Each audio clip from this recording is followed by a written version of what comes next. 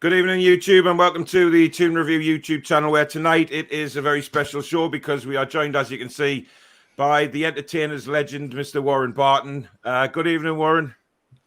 Thank you very much for having me on. That is some intro, by the way. I can hear you. Can you hear me, Dave? Yeah, you will. Yeah. I can hear you. Can you hear me? Hello. I can hear him, Paul. Can you hear? Can you hear me, David? Yes, I can hear you. Yeah. Okay, David. Well, me and you, David, we'll have. We'll just crack on without. We'll just leave Paul out of it, you know. So.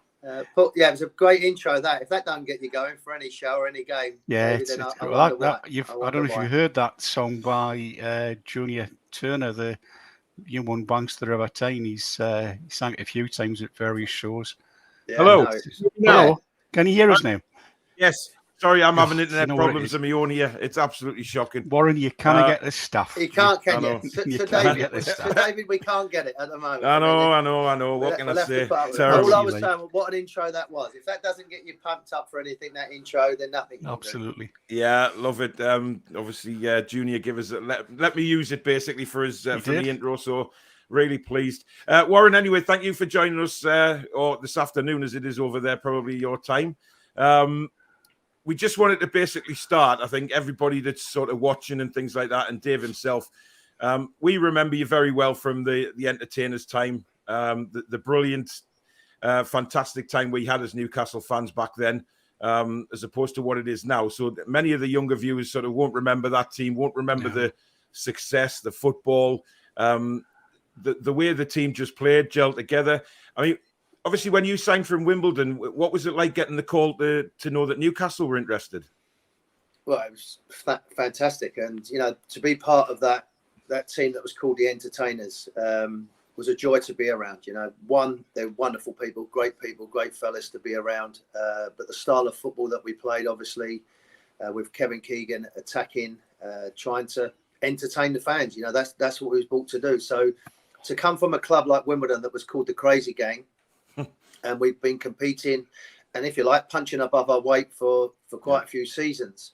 There was speculation about Celtic, Everton, Sheffield Wednesday, Man City, and obviously Newcastle and Arsenal was the big two that was involved. And I met Kevin Keegan on a bank holiday Monday just before Newcastle played Blackburn, when actually Alan Shearer scored for Blackburn against John Beresford at the far post. It's funny how you remember things like that, because I remember making my mind up then, that I was going, and Kevin just said, come and join a big club, and had no hesitation. And as I said, I was linked with other, big clubs as well. And to be part of that, from going a Crazy Gang to an entertainer, was great. And I remember, playing against Newcastle and speaking to a friend of mine after we did a cool down and said, God, imagine playing in front of this lot every week. And lo and behold, 3 months later, I was signing, and I was there, and it was a wonderful time. The city was vibrant, it was buoyant. People was enjoying themselves at the weekend, working hard. The club was the heartbeat of the city, and the fans were the heartbeat of the club. So it's getting back to how I felt a little bit now, and I know obviously the new fans haven't really experienced it, but the club seems to me at the moment is the first time in a long time, probably 14 years. And listen, we're in a dogfight where we've got to stay up by hook or by crook the best we can. But probably it's the first time that the club's pulling in the right direction with the ownership, the manager, the players, and ultimately the fans. So we've got to try and build on from that. But the time we had, the Grandad collar shirts that we had, the two different kits, the likes of Ginola, Aspria, Les Ferdinand, and then obviously you top that off with someone like Alan Shearer. It was a great time to be around the club and the Premier League. It really, again, took that Premier League to a whole new level, because we was box office. Everybody wanted to come and be at Newcastle on a Sunday or a Monday night football. So, and we nearly delivered. We fell short and we failed at the ultimate to win the Premier League, but we give it a bloody good go. And unfortunately, the second season, we come second again to Manchester United. So, but we had a go. And, like I said, we had wonderful time. Best time of my life playing football was in the North East. It was great to be around these people. Yeah, it's true. I think one of the things that always gets me, that a lot of the fans say, we don't demand a team that wins. We demand a team that tries. And by God, you lot tried. Every week you give it your absolute utmost. And we all knew that. So that's why everybody was so far behind you. And I think, as Paul will agree, and I'm sure you know as well, Warren, that so many other club fans up and down the country always had us as their second team, the one they wanted to watch. Yeah. And I don't think that's happened since. I mean, I can't really say any other club has had that level of support that we had back in those days. You know, it was. It sounds like it's 50 years ago. It's not. It's not that long ago.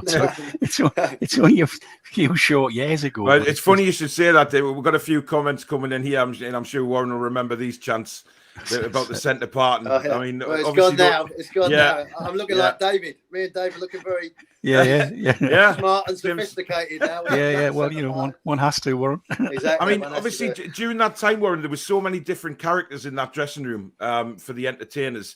It just seemed like, you know, despite different sort of personalities, different nationalities, everybody seemed to just really gel. And when you scored goals, you know, that everybody celebrated as one. You know, the fans were involved, the team, and it just seemed like, you know, yes, there would have been fallouts, I've no doubt about that, but it just seemed like a fantastic team ethic. Yeah, and obviously it was through Sir John Hall and Kevin Keegan. You know, it was ingrained in us when we come to the club, the likes of Peter Beardsley, Lee Clark, Steve Watson, Steve Howie, what it meant to play for Newcastle. And by the way, Warren, Peter Beardsley's texted me this afternoon just to say hello. Oh, he sends his regards over to you. He's my favourite player, Pedro. You know, if that's one of your questions, he was phenomenal to be around and play. He dropped us a message this afternoon just to say pass on his regards. Yeah, well, again, send on my regards to him because he'd be watching tonight. So it was wonderful for us, and you know, it was ingrained in us. And the likes of myself and Les Ferdinand, obviously coming from teams like Wimbledon and Queens Park Rangers, to go to that club, and David Ginola, Tino Asprilla, Shaka, and obviously David Batty. And largely, you know, it was good characters. Everyone, like I said at the beginning, not only was I won't speak about myself, but the other were good players, really good players. Philip Albert, that was already there, Pavel Cernacek, and obviously Rob Lee, and Pedro being one of them, and Keith Gillespie. But they was good people, and they welcomed us to the club, and they knew it was to enhance and to go better. And that goes down to Kevin doing his homework with Terry McDermott, going around, finding out about what you like and how you play. And it was like a snowball effect that we just got going. The team had done well the season before, finishing third.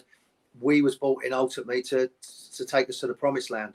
And, you know, I'd gone from Wimbledon, where in a Premier League game at Selhurst Park, we might get 3,000 or 4,000 against Bolton Wanderers, to training at Maiden Castle, which is our training ground, which is shared with the college, to having 5,000 to 6,000 people watching you train. And having hamburger stalls there, and Kevin and Terry McDermott sitting on top of the hamburgers while we're training. It was just a real togetherness of playing. And as I said, that come from the players that was already at the club. It come from Kevin, but also us as players coming in, buying into what we was doing and why we was going there. And as I said, that time was so special in the city. Now there was new development building, new apartments, new offices being built. It was a place to be, and it was very. We had a great time. I remember going down to Maiden Castle many years ago. Yeah. I used to work at Bambra's Music Hall, and the two Can girls, one of them, Kathy, had wrote a book to raise money for ME, and Kevin Keegan invited us down to meet David Ginola, and we're there about a couple of hours taking some photographs. And I just remember it was a constant laugh, and all the players were just having a great time. And, you know, not that I didn't already know I did, but you just realised just what a tight-knit group of players you were. Everybody seemed to like each other. There was, you know, it was just brilliant to be there, you know. So it must have been fabulous to play there, never mind just for me turning up for one afternoon, you know. So. Yeah, and even though you're right, even like myself and Steve Watson or Darren Peacock battling for, if you like, the starting 11. You know, we both each other's back. Watto and me, you know, we got on. We go out for dinner with the girls. You know, we go and socialise together, and that had that. You know, Tino come along, and Tino was part of that group as well. Keith Gillespie and David Ginola. You know, David had come from PSG, and it was Paris. But he immersed himself into the culture of the city and the club. And obviously, you know, the Grandad Collars, the style, 10,000 people on the waiting list, 5,000 people outside the club shop waiting for the new kit to come along. All that, you know, gravitated towards the football club. And we really enjoyed being part of that. You know, some people could suffocate. Now, John Dale Thomason was a very, very good player, and he obviously went off to AC Milan. and it didn't quite work out for him at Newcastle. But it suffocated him. We sort of evolved in that environment. We sort of grew stronger in that. We wanted to be part of it. We gravitated towards it. You know, as I said, the likes of Rob Lee, we couldn't wait to get into training. We dropped the kids off. Me and Speedo, you know, kids went to the same like kindergarten school. We'd drop them off, and we'd be the first. Their kids would be an hour before they should be at school. We just throw the kids off and to get into training, to be around and to be around each other. And that, you know, that was a big part of what we did. And, you know, and it's probably quite common. We'd win a game and we'd come back into the town and we'd go and have a couple of drinks or a bite to eat and be with the fans. You know, and that was all part of doing it, and we loved it. You know, people say, well, don't. Sometimes you're in the supermarket, you're trying to get shopping, and you know, people coming up to you all the time. I remember me and Les Ferdinand we was out in Whitley Bay. We was doing our motorbike tests to do it, but we had the open head mask helmets as we're doing it. And obviously Whitley Bay on the Sunday, it gets a bit lively to say the least. So we're doing our test, and we have to wait at the stop sign. We have to turn. And obviously, Les, we're on a 50cc Honda little bike, and Les is a big man, you know, he's powerful. So people look at him straight away. What's this big fella doing on this little bike? And then all of a sudden, they've all come out the pub. It's Les Ferdinand. So they're singing songs about Les as he's driving past. Yeah, he's trying to do his test, and he's giggling as he's going around and doing our test. But it was, you know, that was all part of being in the club. And I think we've seen glimpses in the last few weeks of how it can be, you know, the Burnley game afterwards, walking around, it's, you know, as if we won the Premier League. But we've had 14 years of suffering, really, if we're being honest. And you know, 2 years ago, I come out publicly because I just felt the club looked vulnerable and weak. The ownership didn't want to be there. The manager was, you know, ticking along, survived. They're all things that I can't comprehend that Newcastle had come. And I'm 4,000 miles away. And I was like, you know, I had to say something because it looked vulnerable and weak. And people said, well, you know, how can you say that? It was the truth. You know, we're going to games already getting beat. We're already saying, talking ourselves down. We're going to Sheffield United that haven't won a game and letting them play and letting them beat us. You know, people say, well, it's Newcastle. And that's what, no, it ain't what it is. You know, it was, so Bobby would never, ever let it be. That's what it is. And definitely not. There's more from that. There's, you know, what I had for nearly 8 years. I would love these players, and they've just had a little taste of it. You know, the way they was the fans at Leicester afterwards. That's I was there. I was there on Sunday. Yeah, and that's a big club. Leicester have won the Premier League. They won the FA Cup. They've got fans walking out. We've got 4,000 fans singing us. We're a big club. Don't worry about with Graham soon and people. We're a big club. We're a big club. Don't get me started on him. So you know it can't suit you when it's a big club and when it's not a big club. A big club ultimately is winning trophies. Okay, we haven't won a trophy, but we get 52,000 people and more turning up in the Championship, turning up for Premier League games. We're in a relegation battle, and they are behind you doing that. That's, for me, in my opinion, that's what a big club, you know, winning cup, winning trophies. Hopefully that's things to come in the future. But can I just ask you, Warren? I've been fascinated to know this, and obviously Philip Albert at centre back was very I don't know what the word is. He loved to run forward, let's say. What was it like as a fullback playing alongside him, just not knowing what he was going to do? Because, I mean, we loved him, but for a fullback alongside him, how difficult is it? Because obviously we remember you bombing forward and whipping crosses in, but you must have had it in your mind that sometimes you must have had to hold back because he could go forward at any minute and right up to the centre forward position. Well, I think when Philip scored that goal in the World Cup with the outside of his foot for Belgium, I think that's when people took note about centre halves being comfortable on the ball. And as soon as you say Philip Albert's name, I start smiling because what a character, what a player as well. You know, what a player. He had that injury towards his time at Newcastle with his knee, but what an outstanding player. And for me, I would say arguably one of the most iconic goals in the Premier League history, that chip against Michael. Absolutely. You never, you know, to beat them 1-0, but to beat them 5-0 and to do that. You know, when Philip would go forward, it was like, hold on to your hat. You know, it's going to happen. You know, he could play. You know, in training, he would do it, little 1-2s, left foot, chip, and then he'd get back. And, you know, poor old Steve Howie and Darren Peacock and maybe Bats or Lee Clark, they was left there because me and Bez was going, we're going forward. You know, that was part of it. Our wingers would come inside, Kevin wanted us to push up, or if they was outside, we would push in there to try and, as soon as the ball come out, suffocate them. We'd keep the ball, we'd keep it alive, we'd play at our tempo.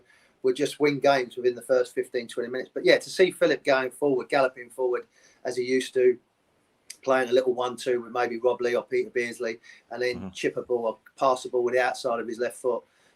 He was a phenomenal player and a great person off the field as well. Yeah. You know, he loved his pool at a local pub that he went to near where he lived, and just was another character, but a really funny, good man, and what a hell of a player as well. Yeah.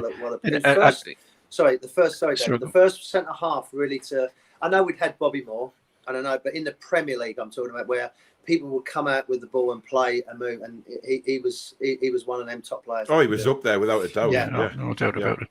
I think one of the things I was going to say, Warren, that those times he did get forward and it didn't quite work out, and there was the gaps at the back, you guys just closed those gaps so quickly, and Philip came back at a rate of knots, and almost from the opposing penalty box back, defending in his own penalty box in about half a second. And that just always used to amaze me, that everybody knew where they should be at any given time, and obviously that's what works so well. David, I wasn't aware of this until I did a chat a little while ago with some fans as well about the Premier League, and our defensive record was up there second or third in the league in that championship season. And people say about defensively, we wasn't strong enough. I mean, we had two very, very good goalkeepers and the back line. So our defensive record was either second or third behind Man United, and I think it might have been like Liverpool or someone like that. So as much as we went forward, and people say maybe on the counter-attack, which happened to us on Sunday, actually, against Leicester, we had someone like David Batty, as I said, or Lee Clark, I mean, the midfield players. But our defence really started up front with Les and Peter. And not so much David, but Keith as well was closing down. But David would do his bit. I remember Bez and David having one or two words as well. But you knew, you take that from David because you knew the other things he would give you that I'd never seen before. I'd never seen people do that before. I mean, I've been lucky enough to be around the England squad with Gaza before Euro 96. But what David was bringing to the table, I'd never seen before. To be able to pull a ball out the air 70 yards and chest it, left foot, right foot turn, and then whip a ball in. He was phenomenal. So there was a lot of things that complemented each other, and you still wonder how we didn't get it. Because when you look at these players and what we had, it was so close. But it was, as I said, it's a very to be a team that never won it, but still be part of the entertainers. And when people talk about the Premier League and still be in that conversation, I think that tells you a little bit about the style of football that we played. Well, there's no doubt that sort of era will go down as, certainly for me, I don't know about Dave, but one of the best teams, or one of the in the history of Newcastle, to be honest, because of the football that was played. Everybody, the difference was, I mean, I remember going to games in the 90s and thinking, wow, I can't wait to get in this ground. I can't wait to see what performance it's going to be.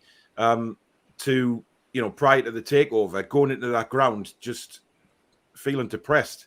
You go into the ground, you saw all the Sports Direct signs there. You just thought, God, it's going on and on. When is this hell, if you like, going to end?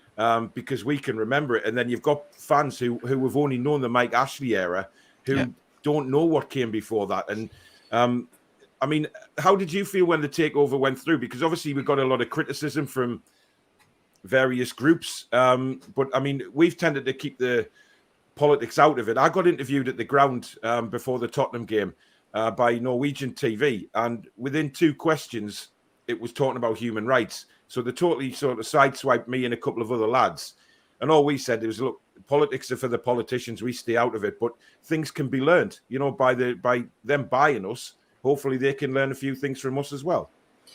Well, I'll go back to what you was just saying earlier about how you felt walking into that stadium with us, and then what you went through for 14 years. What hits home to me straight away, Paul, you still went. Do you know what I mean? You still went. You know what I mean? Which tells you how much you love that club. Because a lot of people wouldn't have gone. If it was in London or Birmingham, some fans wouldn't have gone. They would have just said, you know what, enough's enough. But you went because that's your club. That is your football club. And you're not, you may turn your back on the owner or the coach or some players, but you ain't turning it on the club because, as I said, when you go into Newcastle, the first thing you see is St James's Park. And then when you get into St James's Park, the first thing you see is the fans. I'll never forget our first game against Coventry when the whole stadium was black and white.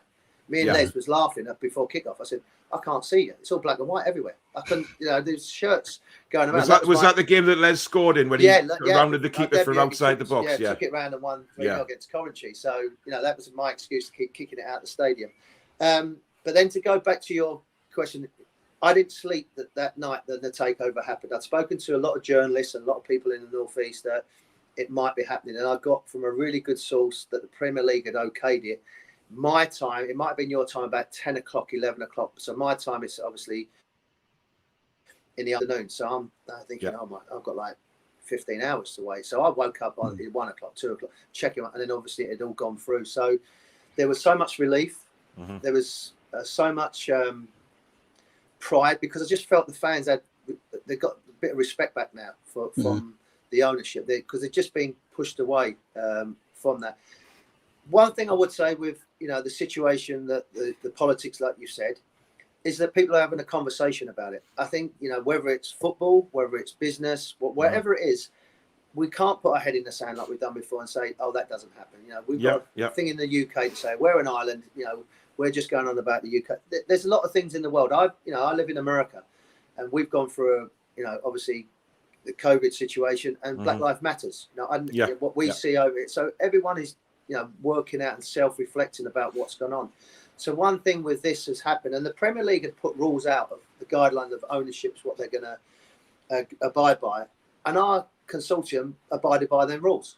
So that's what the rules was at the time. Now, whether they've changed them, and obviously people saying about the situation, what goes on in other countries, is being spoken about. And you're right. When you had that interview, a lot of people was the first thing, we'd suffered for 14 years. Exactly. And we are good people.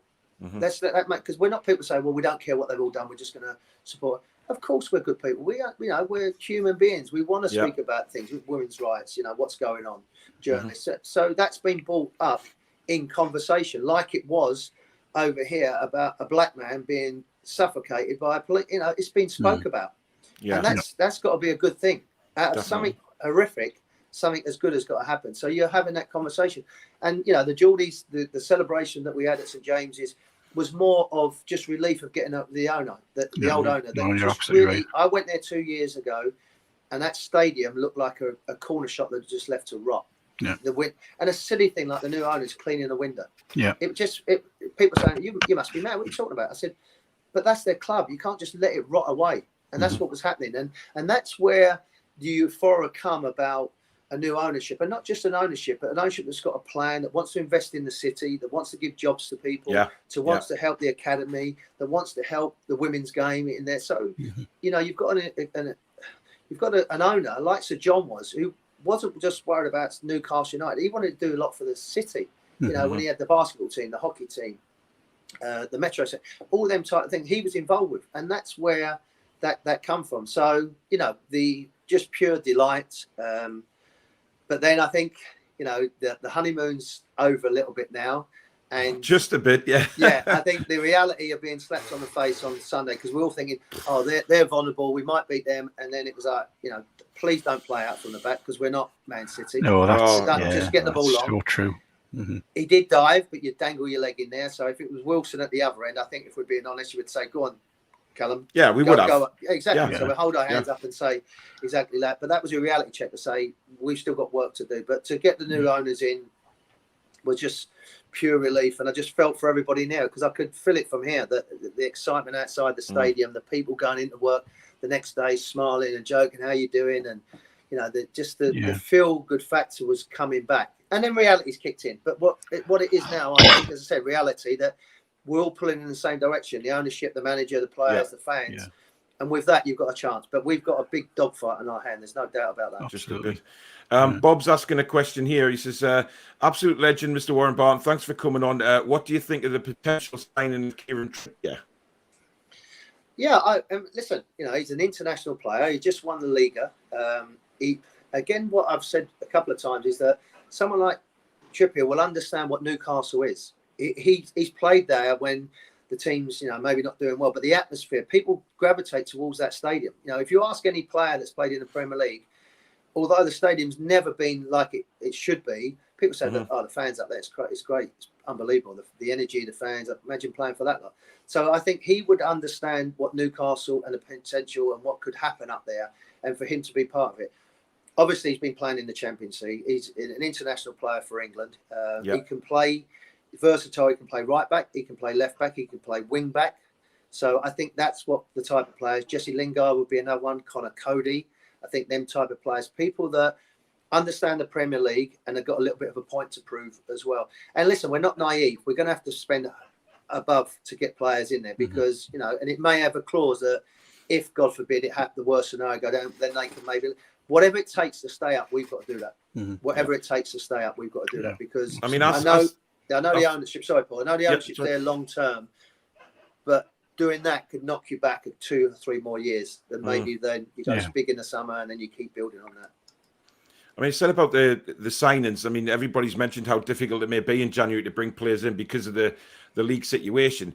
But could they bring them in with an agreement that if we were, the big players, the international players, a sort of agreement that if we did get relegated, we'd loan them back out to the Premier League. So with the World Cup coming up, so they still played Premier League football. And when we came back, they came back to the club to help us rebuild again. You know what? If you'd asked me that at the beginning, I'd say no, unless you're playing for... I remember Didier Amann. He was the first player I knew at Newcastle that had a buyout clause. I couldn't, for my mind, I couldn't believe it. I was like, well, you're signing for Newcastle. Why would you want to leave? But that, I understand the way of the world. So that was the first time I realised that if someone offered X amount, he could leave to go to another club. And Diddy was brilliant. I loved him. He's a great person. If we have that again, I can live with that because I know short term, some of these players you're going to buy anyway in January are short term. So it may only be for 18 months anyway. As long as we get over this 3 or 4 months and keep in the Premier League, with all due respect, you can do what you like because another lot will start coming in and another players will come along and then we'll start building from there because, Sir Bobby did it when he took over from Ruud Gullit, where we was really going, this sexy football really wasn't happening. It wasn't going anywhere. Backwards. And Sir Bobby come in and bought Kevin Gallagher for £500,000 from Blackburn. Yeah, I remember that, yeah. So he allowed, Kevin would play wherever you asked him, but he'd play on the right, on the left, and would do a job. It allowed Craig Bellamy to not play every single minute of every game. Kieran Dyer, not every single minute of every game. And we did that, and then Kevin left. Thanks, Kev, you've been great. Thank you very much. Laurent Robert come in. Jermaine Genius come in. And then he started building from there. So we've got not only this transfer window, we go on from there, you move on. And you're right, David, even if it's a short-term thing and we loan them back out, but once you stay up, they won't want to go because they will experience Burnley. Imagine at the end of the season or 5 games before the end of the season, we're staying up, we're comfortable, we're whatever position we are. You can imagine that feel-good factor of being around. Players will want to be around that because if you get that after 1 week or 1 month, imagine what it'd be like for a whole season. And you start competing in Europa, then you start competing in the Champions League. Imagine that's what's in their mind. And that's why I said I think it's important for players to understand Newcastle and what the club is and how special it is. But also, there's going to be players that want to be in the Premier League, that want to play. They want to try and prove themselves. These little diamonds that you'd go around in the Bundesliga, Ligue 1, or wherever it may be, and do your homework. Get them players in, and they may not be household names, but they might be quick, strong, athletic, aggressive, good desire, hard working, committed. I'd rather have 11 of them than people that can pick and choose what they want to do. So we're not in a position really, and all this garbage from pundits saying, well, players won't want to go. They will. It's because they spent 1 day in Newcastle. They think they spent a night in the quayside. They think they know the club. They have not got a clue. They haven't got a clue. And it's an ignorant thing to say, but you've got to get the right mentality and the right players. And as I said, it's a long-term project. It's not just like these players we're not going to sign for the next 5 years. Yeah. Well, that's right. And I think one of the things that it got me about the new owners, certainly when Amanda gave her first press conference, she said it was a 4 to 10 year project, that it would be a very much a slow build, and I think trouble is some of the London press at all will all be expecting to win the championship, the Premier League this season and next, and all the fans will go, no, we just want to see this slow build going in the right direction. Ambition, exactly. Ambition is what we need. All we've ever wanted as a club to have ambition and to compete. And that's when, to John, we've got to compete. We've got to compete with the big teams, not only in the Premier League, but in Europe. And that's where we want. And people say, well, they shouldn't be talking. Yes, you should be, because that's what. Why should you just have a club like Newcastle and think, I'm just going to survive? I'm just going to tick a lot. That ain't what the club is. You're at the wrong club. Sadly, that's what it had become, though, Warren. That was the thing. We just sort of bimbled along. And I think there was a lovely comment, and I can't remember which of the so-called top pundits had said something about us. And Paul remembers it as well. A response went back, "Oh, we're just happy the windows were cleaned." Exactly. He couldn't get it. Went, well, yeah, we are, because we're a disgrace. Exactly. So that's Truls, good evening. He's Truls. got a comment for Warren. What's your thoughts on Lascelles as a captain and a defender? Now, being in that away end on Sunday, he did get crucified, basically, because he just, I don't know. I don't think he's personally good enough anymore. I don't know what's happened to him, because, he was great under Rafa, and then he just seems to have gone backwards. But playing out from the back, like you said before, Warren, he gave Shelby a hospital pass that led to the penalty, and that's a few times he's put us in that situation this season where we've given away a set piece or a penalty. If you were talking to him now, what would your advice be? Because obviously he's come off Twitter because of some horrible abuse, but that to me they're not proper fans anyway. But no, that's awful. What would you say to Jamal Lascelles now, as being a former captain of the club yourself? I would say to Jamal, and I got a little bit with not criticism, because I'm old enough and ugly enough to deal with it. But when Wilson was made captain, I said give it to Wilson, because Jamal at the moment is in a funk. His confidence is gone. It was 2 years ago under Rafa. People talking about him getting in the England setup. He's got all the attributes. He's big, strong. He's athletic. But at the moment, everything. And I've been there. I've been there. When you the harder you try, the worse it gets. And here's the thing that he's trying. Why I said take the armband off of him. He needs to focus about being a good Premier League player again. Just do your job. He did it against Burnley. Yeah. All he did, head it, kick it, get it away. That's all you got to do. And that game suited him. And there is nothing wrong of being that type of player. We're not all Van Dijk, where you can get it, you do everything. That's why he cost 100 million or 80 million, whatever it was for him. Yeah. Jamal just needs to get back of being about. So when you're captain of the club, you're not only looking after yourself, you're looking after another 20 players. You're having to deal with the media. You're having to deal with who's going to visit the next hospital and go and see the kids in the school, or going to the next event that you have to try and plan. You're speaking to someone else on the club podcast. You're speaking to someone else. He needs to get back to focus. And if I was Eddie or one of the coaches, I say, I'm not stripping you of the armband. I want you to get back to the player you can be. Now, whether it's gone too far and he feels that he can't win the fans back, my advice to him is that don't give up on yourself, and don't give up on the club, because people said to me I was getting and this is the truth. I got cheered when I got injured by my own fans, and that was a turning point for me. 3 weeks later against Crystal Palace, they're singing my name about my hair, because I never give up. I never turn my back. I never shirk responsibility. It's called character. So when you play for a club like Newcastle, like I said at the beginning, the players that we had, you have to have character. Yeah. To have 52,000 people on your back, you've got to have some big shoulders. And he may have that. And I hope he has, because if he walks away, he's never going to get this chance again. Yeah. He's never. I think a lot of people were disappointed, because the way when Fernandes came on against Norwich, obviously when Kieran Clark was sent off, Fernandes and Cher just looked so in cahoots with each other. They knew where each other was. Fernandes was stepping up and intercepting balls. He had a magnificent game. And then he's dropped. I mean, we don't know what's going on with Fernandes behind the scenes. That there's rumours of a fallout with the coaches and stuff. But I think a lot of people were a bit annoyed that he came back in. But you're right what you said about Burnley. They play to his strengths, long ball, and he can deal with that. But Leicester just looked lost. Paul, that's when Eddie then has to be the manager. That's where managing Newcastle. Like I said, the gloves are off now. The honeymoon's gone. He's got to make big calls. Now, if he feels that bringing the captain in is going to make it a better team, then he's got to live and die by that. But the team but we can, as a defender, you conceded 4 goals. Yeah. And again, playing out from the back. If hindsight's always a great thing, if he I'll be crude, if he launches the ball 50 yards and we get the half-time 0-0 and Wilson scores from a breakaway, and no one says a word about his performance. But that's how cutthroat the game is. He give it away, dangled a leg. It was a dive, but again, we would like any of our players to do that. Trying to play it from the back. He's got 3 people around him. Don't do that. We ain't Man City, and you definitely ain't Ruben Diaz at the back. So get rid of the ball and do what you're good at. So Eddie's now got to make a call, because here know what's going on with the fans, and the fans are with Eddie at the moment.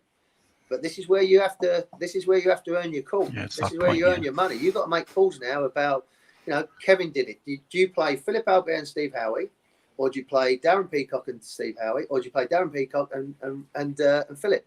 And that's what you have to do. Yeah.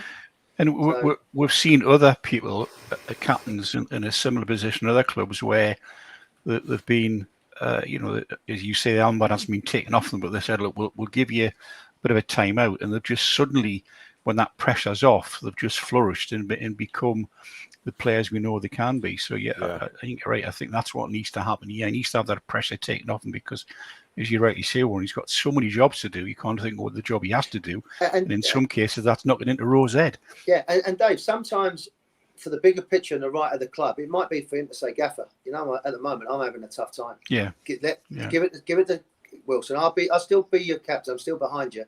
But there's a bigger thing. Newcastle's a bigger thing than me. I'm not saying you want to give the armband away, but I go back a little bit.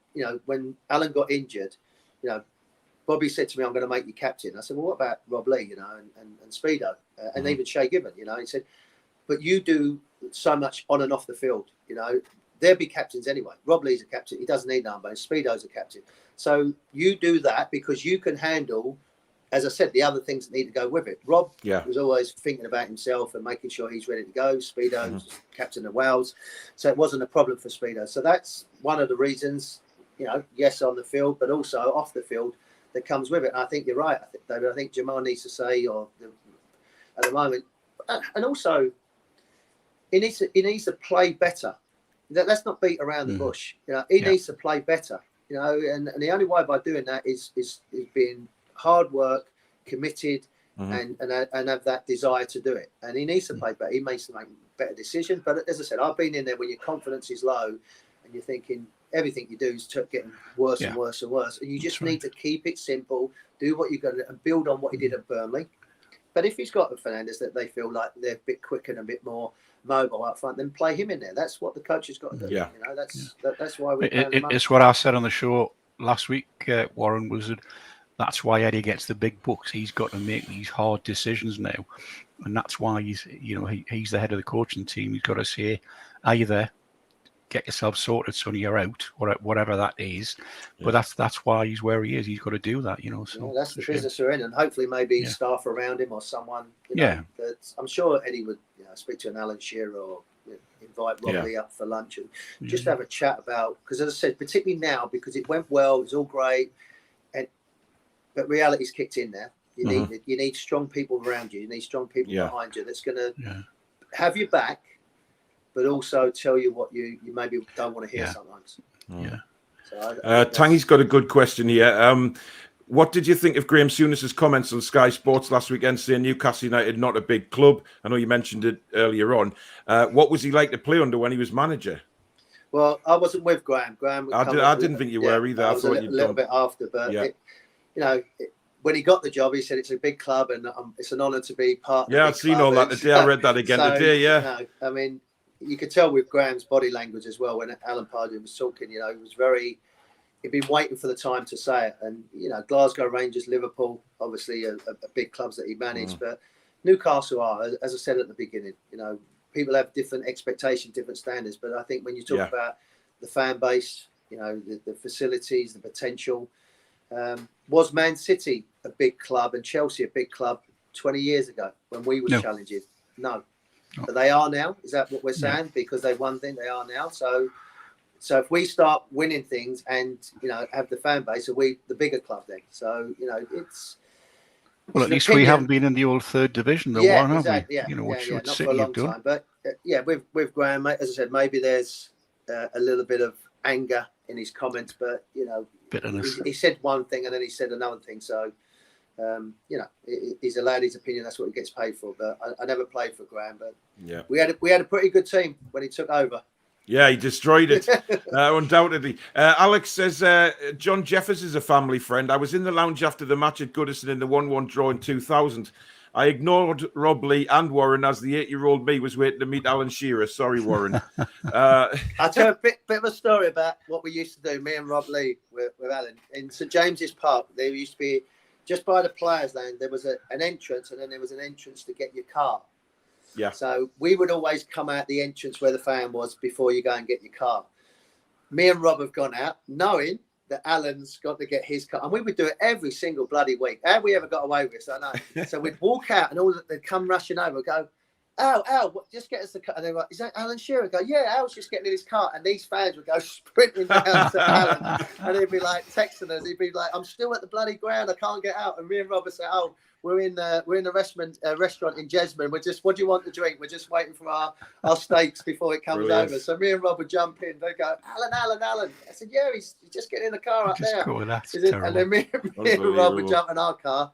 There were about 2 people waiting for me and Rob, and then we'd jump off straight away. Straight off. I love it. Jeez.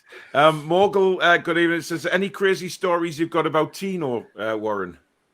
Ones you could share. I mean, obviously. What a player he was. I mean, Tino, he loved having his parties at the house, in getting the music playing, entertaining us. It just Tino was just fun to be around. On the training ground, he was fun. I think I can say this. I hope I don't get in trouble for this. We're coming on. You won't. It was a pre-season game, so maybe we won't get in trouble. But we had the videos on there, which just shows you the VHS videos, which shows you where it was. So KK used to say, I've been going to Blockbusters at the time and go and get the videos, and we'll have like 3 movies and put them on. So Tino being Tino, said, oh, can I put this video on? I said, so I'm walking up there to put it in the machine, and KK's gone, who's this? What film is this we're watching? And him and Terry Maccabee getting ready to go. So I said, oh, it's Tino. Tino said he wants to put it on. I said, oh, Tino, okay, Tino. So we put it on. It was an adult movie. I knew that was coming. It was an adult movie. So everyone's gone, KK's like the windows pulling it, because obviously as we're going up there, it's Newcastle, we've got fans next to us, tooting at home, pulling the curtains, and KK's trying to jump up, he couldn't reach, but to turn the machine off. And Tino's gone, no, keep it on. Terry, oh, get it off, turn it off. And Tino went, no, this is my girlfriend. This is my girlfriend in the movie. So we obviously turned the machine off, go back. So that was Tino's girlfriend from Italy. So we God Almighty. What was his English like, Warren? It was as good as my Spanish. Yeah. It was as good as my Spanish. But he what a player. And Alan Irvine, when Kenny Dalglish was there in training, Alan Irvine was a particular with like putting out the equipment, putting all the balls together. So very professional, great coach, Alan. I've learned a lot off of him with my pro license and doing my badges with him. But particularly doing this. So Tino being Tino, and the worst person to have next to Tino is David Batty, because he is like lighting the fire and then walking away. So Tino goes, they're walking out, and I can hear Bats in his strong Yorkshire accent. Tino, kick the balls, will you? Kick the balls. So Tino, Alan's laid him out, and Alan's highly strung, he's a Scotsman, and he's hard. Tino smashes these balls all over the training field. So Alan goes, hey, effing Tino, what are you doing? So Tino's laughing, and so we went down, as we're jogging around, we kick the balls back to Alan. Oh, kick the balls back to Alan. Every morning, this went on for about 5 or 6 weeks. Like David's gone out and said, okay, the next day. So Alan, in the end, kept the balls in the bag. So Tino he didn't have anything to mess around with then. But I mean, what a player Tino was. Yeah, he brilliant. was. And I mean, the Barcelona game obviously comes to mind. But we always had a trait with Tino as well. When we was away from home, as soon as one of the socks starts rolling down, as soon as the shirt comes out of his shorts and his tassel from his shorts starts hanging down, it's get him off, because you ain't getting anything more out of him. So there's little signs that we had with Tino that when he played, he was on some. But away from home, you start seeing the sock would come down, then his shirt would start hanging out, then the tassel on his shorts was all undone, hanging out, and that was a sign for the manager, whoever it was, Kenny, or get him off, because it's time to get him off. He's done his bit, yeah. Yeah, what a player he was, though. And, I mean, you're talking about Peter Beardsley. They loved each other, them two, him and Tino and Pedro. I mean, Beardsley was just Peter was amazing, wasn't he? I mean, just the things he could do with the football. I mean, you know, when you look back to what Beardsley did with the football sometimes, and then you see what. I mean, I'm not comparing the two, but you see what Messi does. If Messi had scored some of the goals Beardsley had scored, you know, they'd be played for years onwards. You know, you think back to the goal at White Hart Lane. I think back to when he was first at Newcastle, when he chipped the Brighton goalkeeper, which is one of my first ever games. I was in the Gallagher end that day. You know, he was just a genius with the football. Well, the one he still is. Well he could probably still do a job now. Yeah, on the right-hand side when he smashed it in against Arsenal, didn't he? When he thought it was a cross. I mean, Pedro, to me, with England, he was great. When I was first being linked with him and Barry Venison there, when they was talking about, you know, me and Les, if we was going to Arsenal or where you're going to end up, and Pedro was there talking about it. And then, but the way Pedro played, the way we trained.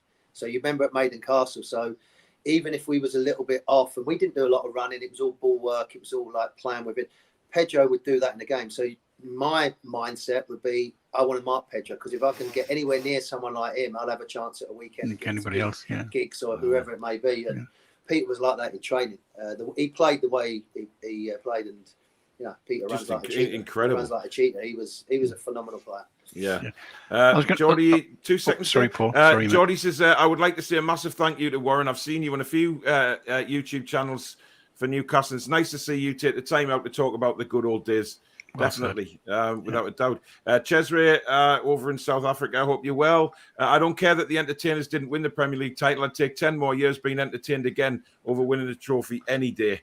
I mean, we love them days. It's as simple as that. It's just incredible. Now, this season, Warren, we've always spoke about the Leicester game and things like that, and obviously just the one win this season.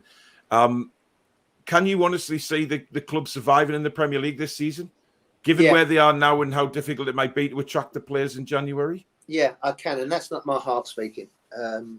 I've obviously thought about this because it can come back and haunt you come April, May time. But I just believe with the way that they're being coached, there's a mentality now about working hard. The fitness level seems to be getting higher.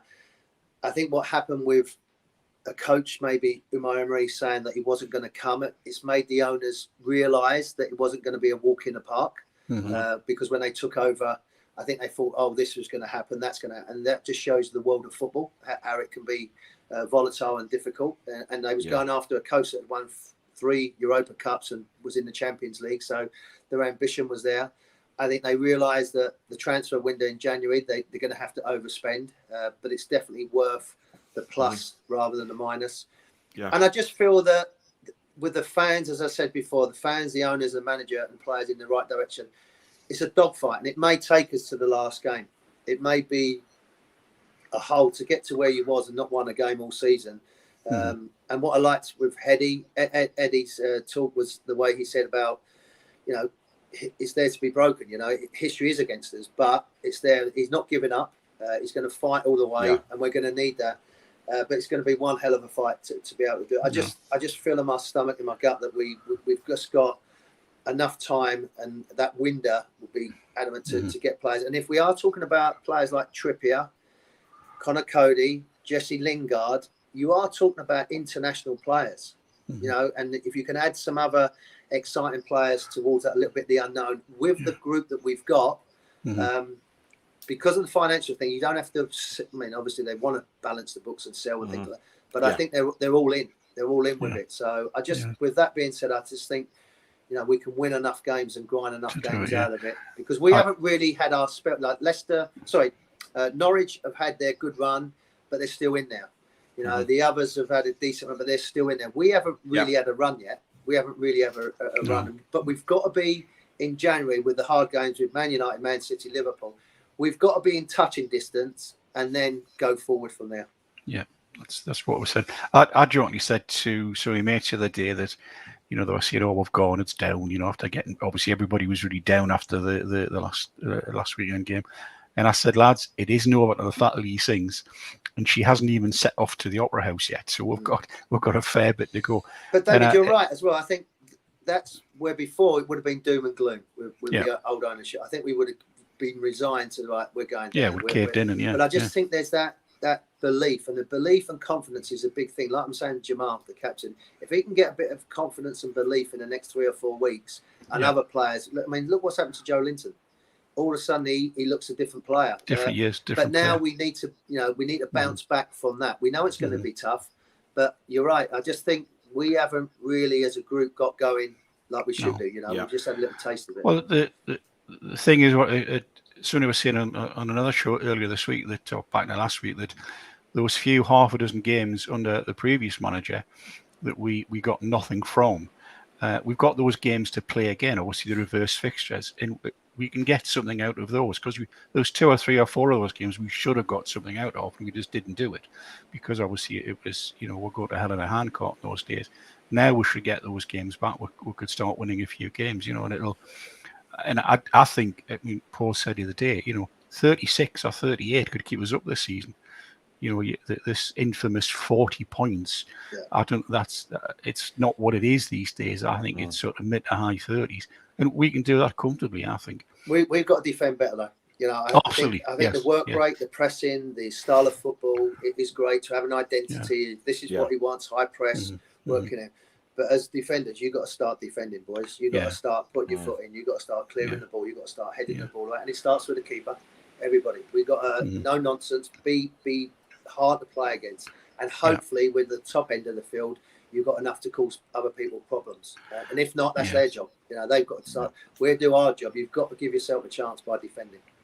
Well, that's right. I mean, I think that we said the other night that how many games is it as a team in the last 2 years that we've gone on to get something, a win or a draw, when we've gone a goal behind. And I can't remember, Paul. It's only 1 or 2, isn't it? I think the rest of either not many.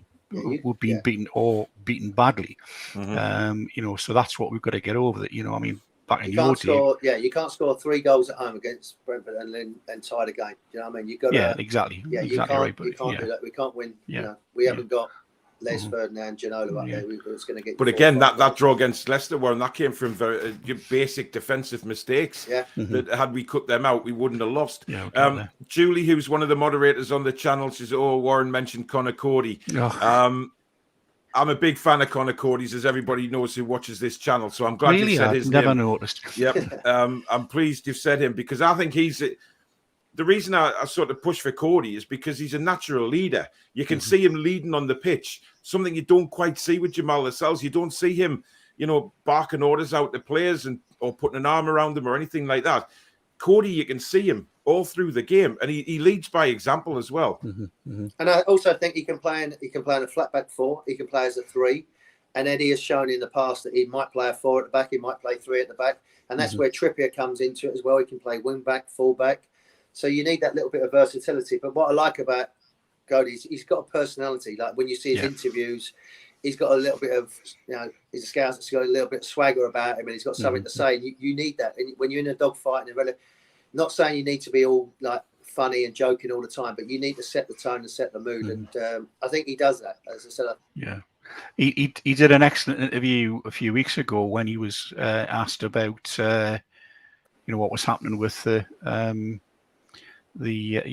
human rights things, and he just turned it round and just talked some really good football stuff. And I thought, that's what you need, just to, obviously it's there to be spoken about, as we said earlier on, but let's talk about football first, and then by the football we can change what's potentially happening over there. So there was one thing I was going to ask you, Warren. Obviously you've got all your licenses and you're working out there, training regimes and all the various people that that have psychs and this, that, and the other, dietitians, etc.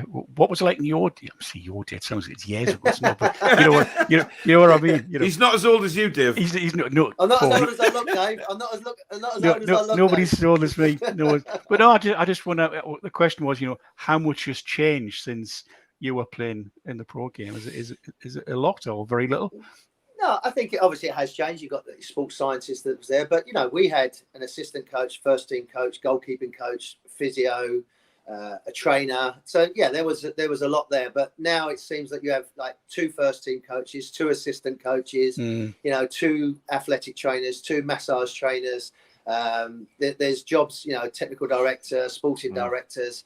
So, yeah, I mean, I remember doing my pro license in 2007, 2008, and we went to Holland. And they was the first, if you like, nation really that had the technical director. And the technical director would sit opposite the manager. So they'd have a conversation each morning and they'd be talking about what they need to go. So they have that interaction daily. So it wasn't like technical directors in one stadium and then the managers at the training ground. There was very much that being together. So, I think that, it's changed, obviously. There's, in the modern game and people that analyze the game and statistics and stats. And I think you do have a role in all of that, but, being in the US in particular is that, you look at the NFL, you look at baseball, it's very much stat driven, basketball as well. So, although I've been out the Premier League for a while, I've been involved in different sports and understanding what's going on. So, that anything that can give you that 2%, 3% benefit is great. It's fantastic. Yeah, it's all those small margins, isn't it, these days? Yeah. Gary says, I just heard earlier on our friends talk sport.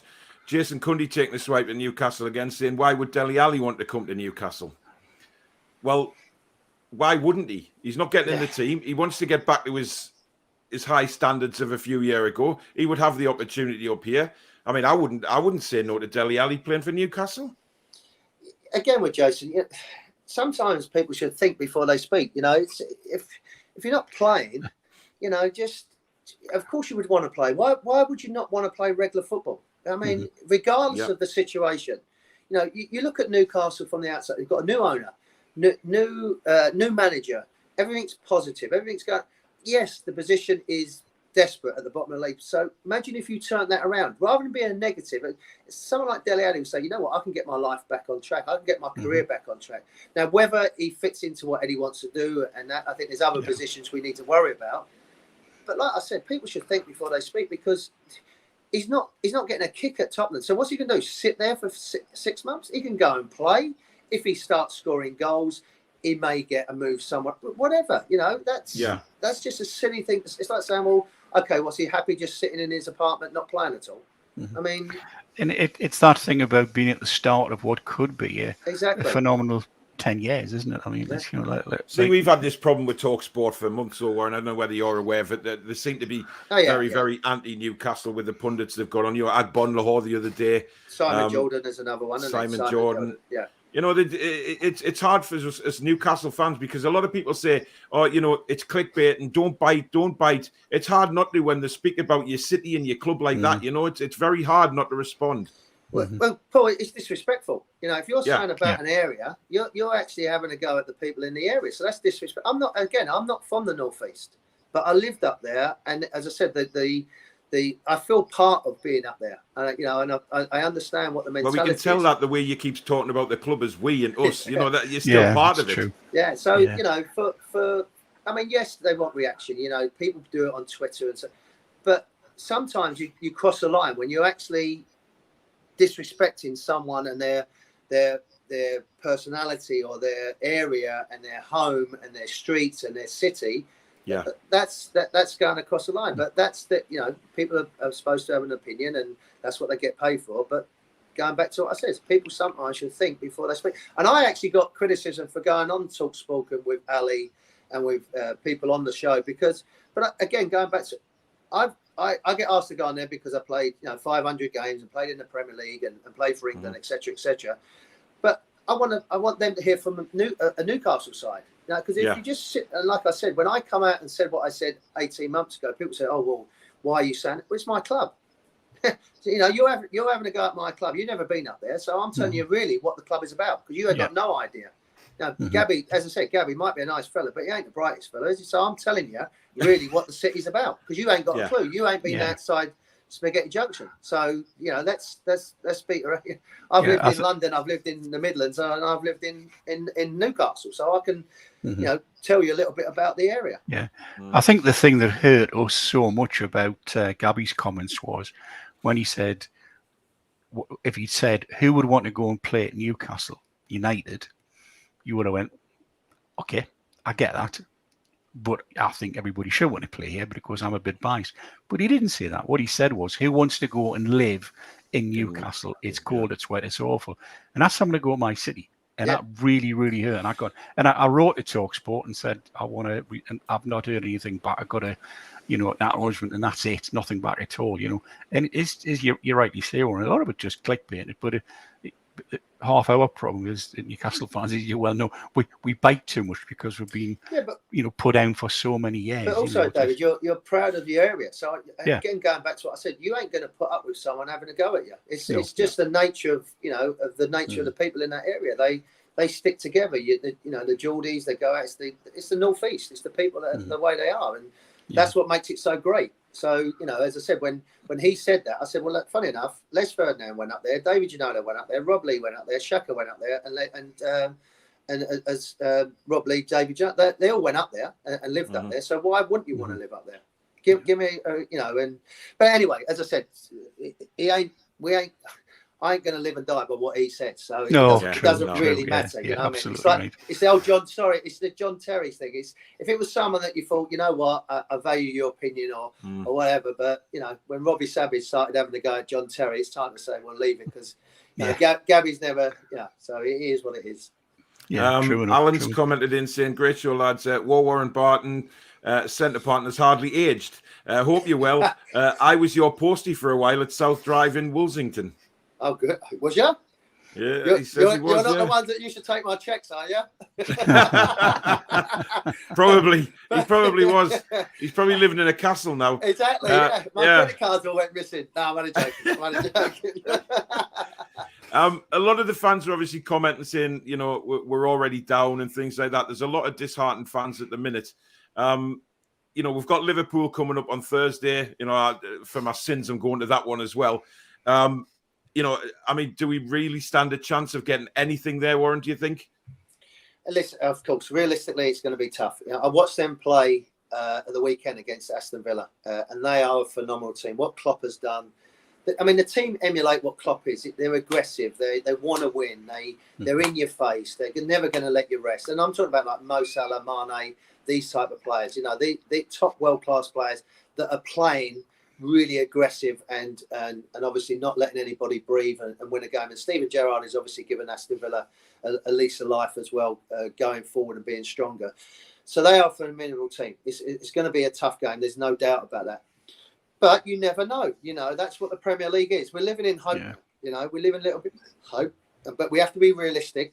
What you've got to do is have a response like what Leicester, because what the 4-0, and I understand what Eddie said about the 4-0 didn't really reflect the performance, but we still got stuff 4-0. So you need to bounce back. And as I said, you need to defend. You need to be hard to play against. You want to, my Wimbledon days, we never had the ability of some of the teams, but teams didn't want to play against us because it would be difficult to play against. We'd make it uncomfortable for you. You'd know you'd played against us. So we need to get to playing like that way. And then hopefully you pick up one or two things. Listen, if we can get any type of result or point, I'd snap your hand off. But what you can't do again is get another thumping and then another thumping, because then again, all the belief starts draining out. All the positivity that you had against Burnley is out the window. What's really keeping us going after the Leicester games, if I'm being totally honest, the performance wasn't good, is the fans, the way that they stuck with us. That's what, when I look at the Leicester game now, I look at, all right, giving a sloppy goal, the penalty away. But the performance, there was glimpses where we huffed and puffed, but I take the way that the fans stuck with you, and that's the biggest thing you can take at the moment. Now, if you can try and give them more, and I think David touched that, but even in them days, in the entertainers, you knew we would give everything for the cause. We didn't win every game, and we failed. We lost. We didn't win the Premier League, but every game we was in it. We was in it to try and win it, and that's what you got to try. You got to try and do. Yeah. Geordie Ian says, Warren, are you a Newcastle United fan? And if not, who do you support? Well, as a kid, I was born a mile from Highbury, Islington in London. So my dad was an Arsenal fan. My brother's still an Arsenal fan. So Arsenal was my team when they was at Highbury. But obviously, when you play against them and when it moved from Highbury and a different badge, my loyalty now, and I was thinking about that the other day, because Arsenal, But I don't look out for Arsenal score. I mean, I've got my eldest son, Milo. He's an Arsenal fan. My middle son, Kane, he's a Man United fan. And my youngest one, Ty, he's a Chelsea fan. So none of them have. None of them have followed me over here. But the first thing, I watched the Burnley game, and my son Milo said, "I've never seen you so nervous." I said, "Well, because I know it's my team. They've got to get a result. We've got to win. Because if that win, we are down. You know, if we don't win that game, we are down." True. So I just look out for Newcastle now. That's my team. That's I don't look at Arteta and Arsenal and think, yeah, that's the Arsenal that I know, because it's not. I was a Gooner, I was an Arsenal fan, but everything now is about Newcastle. It's funny where an ex-colleague of mine, when I was still working all those years ago, he was a Gooner, but he was at Highbury. When they moved to the Emirates, he just said something changed. It wasn't the team it used to be. It wasn't the club it used to be. And he can never put his finger on it. You just said that it just didn't seem to work. And I think a lot of our fans are now worried that if the new owners say we want to have an 80,000-seater stadium somewhere else, will we do the same thing? Will we lose that sort of St. James's philosophy that we've had for all these years? I think you're right, David. I mean, what I would say to the new owners is build on top of what we've got. I know you have to be restrictions, but you did. As soon as it left Highbury with the marble stairs and the stadium and the club, it just lost its soul. Really, it lost its soul. Because it was sort of in a housing estate as well. It was really a community club as well, because it was literally part of the area, wasn't it? It was just sort of a few houses. Then you'd have Highbury and a few more houses. You haven't got that now. But it's the same with St James's. People gone in the same, park their car in the same streets. They go and have the same drinks, and they walk up the same steps to get to their stadium. Their dad did that. Their granddad did it. And that's what it is, We still do that now. We still do that when we go to the ground. I go in the same turnstile every time. I'll go in the left one. I won't go in the right one. It's just crazy superstitions. You're better off changing it now, because you ain't had no bloody luck for 40 years. Well, yeah, I know, but you think, oh God, I don't want to change. Couple more questions before let you go, Warren, if that's all right. Cool. A man who divides a lot of opinion at the minute is St Maximin. And a lot of the fans at Leicester, certainly, that's the first time I've really heard the fans start to get a bit annoyed with him for not passing the ball. Because there was times on Sunday when Joe Lint was making some good runs and he wouldn't play him in. He turned back into three players, trying to take them on. And again, in the second half, Jamal Lewis was in perfect position to lay the ball to cross it in. And he turns and there's 5 or 6 players he's trying to beat. And we've been saying, is he the kind of player that we need going into a very tough relegation battle? Is he that kind of team player that we need in the trenches, so to speak? Or can we get something out of him? Because what frustrates us is that there's no final product there all the time. He's a bit like Traore at Wolves, where he'll go on these mazy runs, but there's nothing at the end of it, and it's frustrating. Yeah, he is a player that is, particularly in the last 2 or 3 months, been frustrating, because you want more. You can see he has got to get his head up more. He's got to trust. He's got to trust these players more. I think for a year, it was built around just give it to him and he's going to make something happen. Now there's players, as you said, Wilson, Joe Linton stepping up. There's other players that he can pass to, and he hasn't. He hasn't been doing that. He's got to trust these players. And again, going back, Eddie's got to get the best out of him. We can't afford not to have him. He does give you something different. He does give you a different option. Yes, he can be a bit of a liability because he tries to take 4 or 5 players up. But he is a player that when he gets going, he gets you out your seat a little bit, and you're thinking, not quite standing up, but you're actually taking notice. And I think if he can turn some of that excitement into a bit more positivity and a bit more of a final product. And listen, we're not blessed at the moment to leave players out of the squad of his ability, but he has got to, and Alan Shearer said it, he's got to step up now. We need him. Mm-hmm. We've given him your money. Now step up and help us, because we need the help. And I think that's the man management I would do. I don't think you could have a go at him. I think he would sulk. I think you've got to try and say, we need you. You're this, you're that. And then goes back to that man management. But he has got to start producing. He has got to start getting an product, because it becomes, he gets his head down, loses the ball. We're all out of position. And what will happen as well, guys, players will stop making the runs because they know he's not going to pass it. So he's got to find that balance of being a team player as well as a brilliant individual. Yeah. And finally, long-term ambition, Warren. I mean, is it sort of do you have any kind of fire inside you to come and work for the club now, to come back over here and be part of it? Yeah, I'd love to. And this is not a sales pitch. This is not, me looking for a job. I've got a great life out here, although it's bloody raining today. The time I'm talking to you, it's pouring down with rain. I bet you could still go out in your budgie smugglers, though. I bet it's warm enough to do that. Don't worry about them. Don't worry about them. My flip-flops and my Speedos, they're looking good. They're looking good. Man. But yeah, I would love to. I mean, it'd have to be something special for me to leave this place. But, Newcastle's special. I think everybody knows how I feel about the club. But not just me. The likes of Rob Lee, Shay Given, Al, people like that genuinely love and care about the club. It's not for their personal gain. It's not for their personal ambition. It's because they want to give something back to the club because how much the club give them. But yeah, I would love to. I've got my pro license. I look at the team all the time, be around. When I'm back in the UK, I always go up to the northeast and see some friends. Was never invited into the club because the owners didn't want me there, but things might change. They're starting to do that now, aren't they? I mean, Mickey Quinn tweeted out last week that he'd had some contact from the club. From way back when. I keep checking my emails just in case.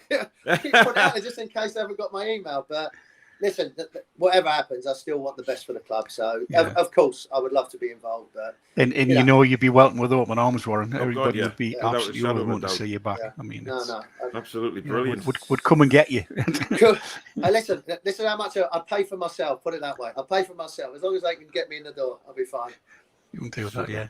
Brilliant. Right, Warren, thank you very, very much for coming on. It's been an absolute pleasure and an honour to have you on, mate, because obviously me and Dave remember the entertainers more so than anybody else. I mean, we know what kind of football can be played. We know how a football team can make a fan feel, and that was how we felt back then. And hopefully these people who've already known it under Ashley will now see, in future years exactly what it is to support a club who want to win things and who want to put on performances for the fans and have that connection with the fans as well. We haven't had that with the players or the staff or anything for so long, no communication. And we just hope that all changes. Because I think as we said, when the table went through, we heard more from the owner, Amanda, in the first 4 hours than we'd heard in the previous 14 years from the last guy. So that was a change. But yeah, you're absolutely right, Paul. And I think that the thing that always used to get me in entertainers days was you get the buzz of the win at St James's on the Saturday or Sunday, and that went through to Monday. And my old boss was not interested in any sport, I mean football. And he used to say, I hate it when you win because you never stop talking about it. I hate it when you lose because you never stop talking about it. As well, we'll get our work done, we'll get everything done, but it was that buzz that kept you going to the week. We just love the game, basically. We just want to see our team back where it belongs, but hopefully that'll happen. But Warren, seriously, man, thank you very much for joining us, and we hope to see you over here very soon. And it'd be fantastic if you become part of the club in some way in the future. It'll be well deserved as well. So thank you for your time today. Really appreciate it. Pleasure, thanks, gentlemen. Warren. I wish you all the best, and happy holidays as well. Give my regards to Peter Beardsley as well. I will. Yep, he'll be watching, so he'll have seen it. So thank you very much. Pleasure. Thanks. Care. All the best, guys. Thank you very much. Thanks, Warren. Bye-bye. Cheers. Bye-bye. Cheers. So there you go. That was Warren Barton. Absolutely fantastic insight to when he signed for us and what he thinks of the club at the minute and certain players. And it's very interesting, Dave, getting somebody like Warren Barton, who is a legend at the club. There's no doubt about that. Yeah. And still, he's a supporter of us. He still loves Newcastle United. It's incredible. Yeah. He's all them many miles away in San Diego, but he's still, he still wants to be part of the club. It's incredible, really. Yeah, and you're absolutely right. And I think the thing that a lot of us have said about lots of things over the last few years, so-and-so gets the club, and Warren absolutely gets the club in the Northeast. He knows what it means to us, and we obviously know what he used to mean to us as well. I said he would be welcomed back with open arms if there's ever a chance of him coming back under whatever role, if he's prepared to take one. So I mean, one of the the true legends of the club and top guy. So it's brilliant to see him. Yeah. Brilliant. Yeah. I mean, he's great. You know, he said he'd cut when when we spoke, messaged each other. He said, "Yeah, I'd love to come on." He loves talking about Newcastle United. But that is the end of this show. We are back on very shortly with the fan forum. I am going to move it back to 8:45 just to give poor Dave's back a break because he is getting on a bit, and he's cheers, Paul. He needs to have that stretch. It's like him being on an aeroplane where he needs to stand up or all his joints seize up. I'm 87, I know. Only 87. So I will delay that till 8:45. So, come back on and join us. If you want to be live on the show, I'll be putting the link on the YouTube channel live comments very shortly for that show. Do come on and join us. Talk all about Newcastle or what Warren Barton had to say. We'll look back at the Leicester game. We'll look forward to the Liverpool game. So we'll see you in around 25 minutes time. 25 minutes, yeah. I'll be back with you, Paul. We'll see you in 25 minutes time for the fan forum. Thank you, everybody, for taking part. Thank you for your questions. Sorry I couldn't read them all out. We've had over 300 watching. Hundreds came in. And we only had a little bit of time with Warren because obviously he's a busy man. So I did as best I could with the questions. But thank you, everybody, for taking part. We'll see you in 25 minutes for the fan forum. Take care. Take care, everybody. See you soon.